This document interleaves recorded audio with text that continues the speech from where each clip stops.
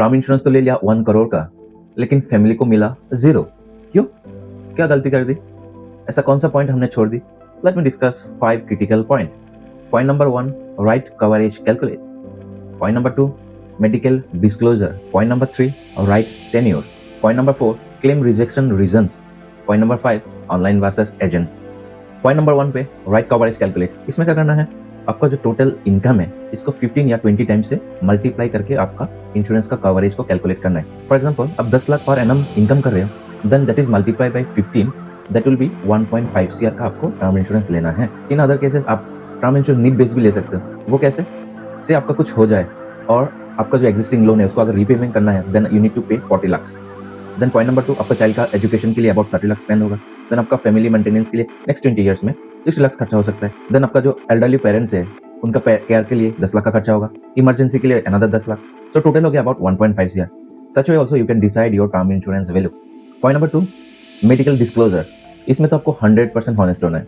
जैसे आपका existing BP है, शुगर है, या कोई एग्जिस्टिंग डिजीज है, या एनी सॉर्ट ऑफ आपका फ्रैक्चर्स है या ऑपरेशन हुआ है पहले, ऑल दिस पॉइंट आपको पहले ही डिस्क्लोज करना है। इन एनी केस आपने डिस्क्लोज नहीं किया और क्लेम के टाइम उनको पता चला, then the claim will be rejected directly. Now point number 3 is right tenure को चूज करना। उसमें आपको कैसे कैलकुलेट करना है, आपका retirement age minus your current age, that will be your tenure of term insurance.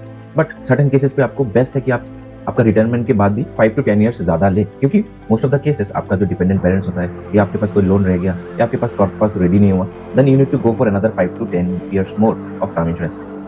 अगर आपके पास डिपेंडेंट फैमिली मेंबर नहीं है और आपका जो बच्चा है वो ऑलरेडी सेटल्ड है, आपका कोई लोन नहीं है और आपके पास रिटायरमेंट कॉर्पस अवेलेबल है, then you can take it up to 60 years also, that's okay. Now point number 4 is claim rejection reasons. This are the certain points I am going to discuss. उसमें आपको पता होना है कैसे claim reject होता है। The first point is incomplete application. इसमें क्या है, जितना भी क्लेम रिजेक्ट होता है उसमें से 40% क्लेम इस वजह से रिजेक्ट होता है कि उनका एप्लीकेशन इनकम्प्लीट है। इसका मतलब आपका मेडिकल हिस्ट्री जो है वो डिस्क्लोज किया नहीं है सही तरीके से। The point number 2 is non disclosure of pre existing disease.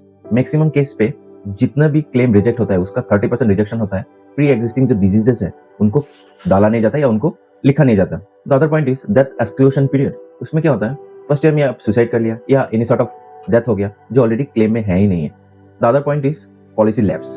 About 15% जो क्लेम रिजेक्ट होता है वो because of policy lapse. Now the last point और point number 5 is online versus agent. Online में क्या होता है, आपको थोड़ा चिप मिल जाता है आपका जो प्रीमियम से। ऑफलाइन में अगर 18,000 पर ईयर मिलेगा आपका term insurance, then in the same case same person का 12 to 13,000 मिलेगा ऑनलाइन पे। सो थोड़ा पैसा आपको सेव हो जाता है। So please consider all this 5 points before buying your term insurance.